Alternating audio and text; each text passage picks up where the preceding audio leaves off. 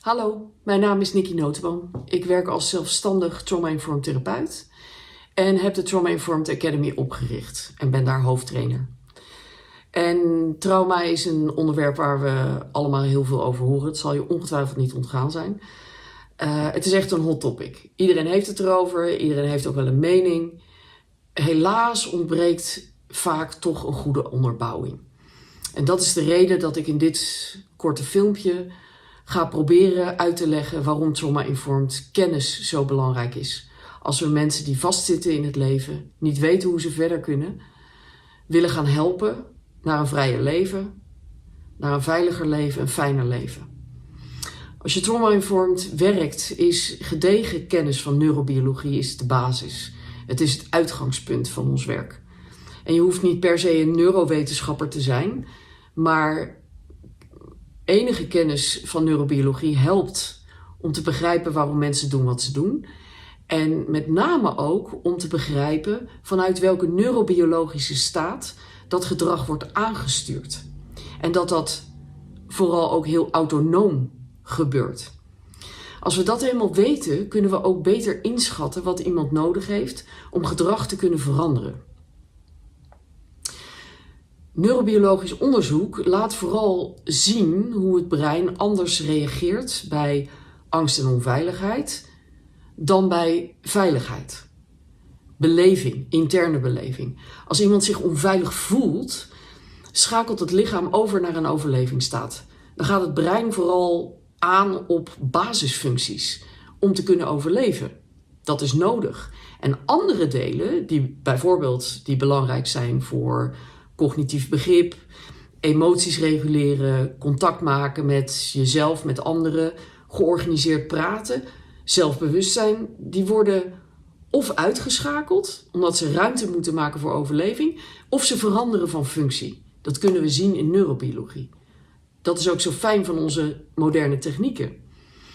Want in zo'n overlevingsstaat heeft iemand bijna geen bewuste controle over wat er gebeurt. Doordat het brein zich zo aanpast. En dat roept eigenlijk meteen de vraag op of het wel eerlijk is om te verwachten van mensen dat ze hun gedrag op wilskracht veranderen terwijl ze in die staat verkeren. Maar wat heeft iemand dan neurobiologisch nodig om helemaal online te blijven zodat gedrag veranderd kan worden? Verandering vraagt om beweging. En voor beweging heb je ruimte nodig. En voor ruimte moet je veiligheid kunnen voelen. En dan gaat het niet alleen maar om een veilige omgeving, maar vooral om een intern gevoel van veiligheid. Want mensen met trauma die voelen zich vaak structureel onveilig. Ook in situaties die voor anderen volledig veilig lijken of als veilig worden ervaren door anderen. En dat kan ook wel voor veel verwarring en onbegrip zorgen voor omstanders, voor mensen in familie en vrienden. En vaak wordt zelfs de conclusie getrokken dat iemand zwak of ziek is. Terwijl iemand dus eigenlijk in overleving is. Anders dan vaak wordt gedacht, breng je veiligheid niet over door alle triggers weg te halen, waar we tegenwoordig nogal van zijn.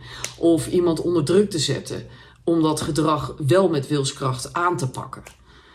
Het gaat erom dat je iemand kunt helpen om door dat wat getriggerd wordt intern heen te komen, de fysieke sensaties, de emoties die daarbij horen, en dat binnen zoveel mogelijk veiligheid alsnog te verwerken. Vaak gaat het om oude reacties. En dat in veiligheid betekent zonder oordeel, zonder te stigmatiseren. Want je kunt gedrag afwijzen, maar dat kan wel zonder de persoon zelf te veroordelen. En daar zit een heel groot verschil. Want dit is ook wat vaak misgaat in onze maatschappij. We identificeren mensen hun gedrag en rekenen ze daarop af. En dan verwachten we dat als we ze erop afgerekend hebben, ze hebben ze ervoor gestraft, dat ze het dan op wilskracht wel anders gaan doen. Maar dat is heel schadelijk. Het werkt ook averechts. En het is heel onrealistisch, want iemand kan het in die staat niet. En toch is dit ook hoe onze zorg vaak is ingericht. Mensen krijgen cognitieve inzichten en dan verwachten we dat ze het dan wel loslaten, doorbreken, of dat er medicatie wordt voorgeschreven, zodat het gevoel van onveiligheid minder voelbaar wordt.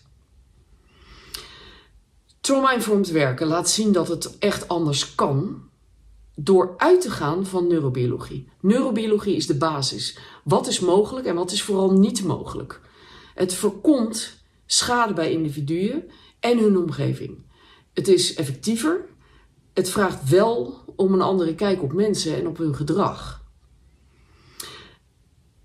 Trauma-informed heeft een aantal uitgangspunten in haar basis. Het is een aantal dingen waar we van uitgaan. En dat is onder andere dus kijken naar mensen vanuit neurobiologie. Zien dat trauma meestal gebaseerd is op onveilige hechting.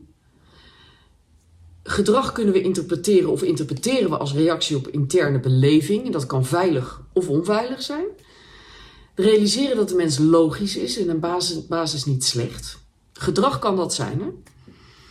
Iemand niet ziek noemen, maar overleving herkennen.